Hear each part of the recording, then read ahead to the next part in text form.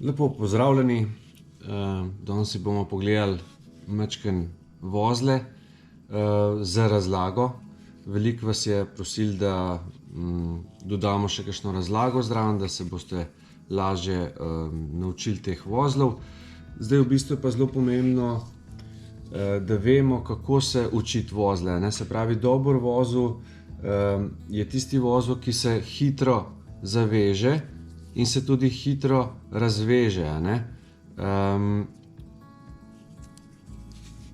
Takole, recimo to je bil ambulantni vozel, okrog razlage bomo pol kasneje. Se pravi, ta vozel je tudi estetsko lep, že na pogled, in vemo, da bo to vozel držal, če zvežemo vrvi enake debeline. Ta vozel, torej ambulantni vozel ali pa tkalski mu rečejo tudi,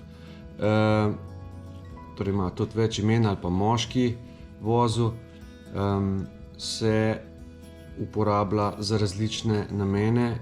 Načeloma se je uporabljal recimo med drugo vojno, ko so z rutami ranjencem povezali rane in kot vidite tak zelo ploščat in ni pacientu pritiskal gor na rano ali pa na kamorkoli ob telo, ko je bilo to zavezana tista rana, in ko so prišli v bolnišnico, so medicinci samo tole naredili in je bil vozel, kot vidite, razrahlan in takoj odvezan. S tem so tudi privarčevali ogromno sanitetnega materiala, tako da je to kar zanimiva zgodba.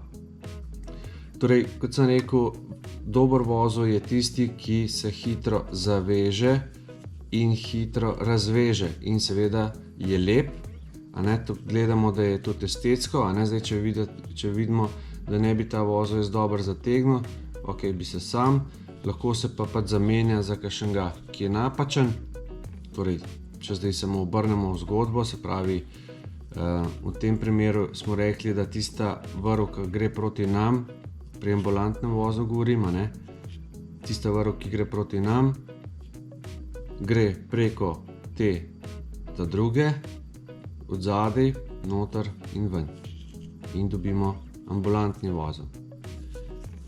Ženski vozel je pa obratno, se pravi, pa ne damo tele preko te, ampak tole levo preko desne v tem primeru in dobimo ženski vozel. Vidimo, da tudi na pogled ni podoben moškemu, in če zdaj jaz to počasi takole vlečem, vidite, da ta vozel, se bo se zategne načeloma, vendar, glejte, kaj se zgodi, ko pride do tega kakšnega premikanja vrvi. Torej, še enkrat si bomo pogledali tovorni vozel. Imamo dva načina, kako ga lahko pripravimo.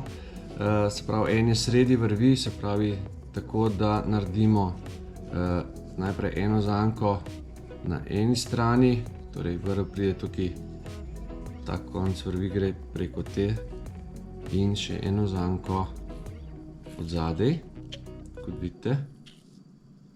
In potem to zadnjo zanko preložimo čez prvo zanko in to enostavno nataknemo na drog ali pa na palco in zategnemo.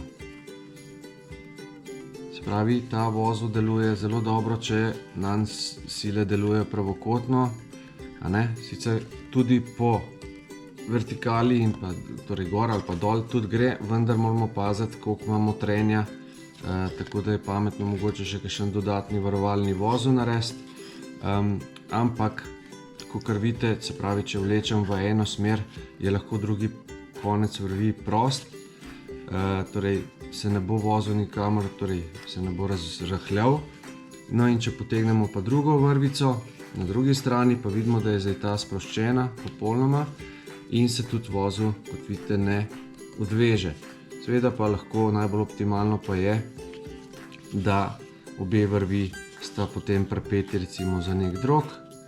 To nam pride pri postavitvi kakšnih bivakov lahko zelo prav, ali pa po kakšnih opornih stebrih, se pravi, ki jih podobno kot pri ladjah, jambore, če si predstavljamo, privežemo na vse štiri strani, da je to stabilno in potem pač po potrebi nadaljujemo.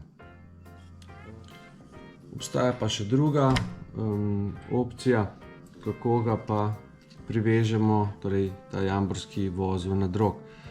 Najbolj enostavno je, da pač gremo tako, da naredimo najprej prvi ovoj, takole malo poševno, pridemo od spodaj, naredimo takle X z vrvjo, a ne, se vidi, X, in ko pridemo spodaj, je potem zelo pomembno, da ta konec vrvi vrnemo čez tole prvo zanko, se pravi tukaj vzporedno s tole mora iti, in ko to zategnemo,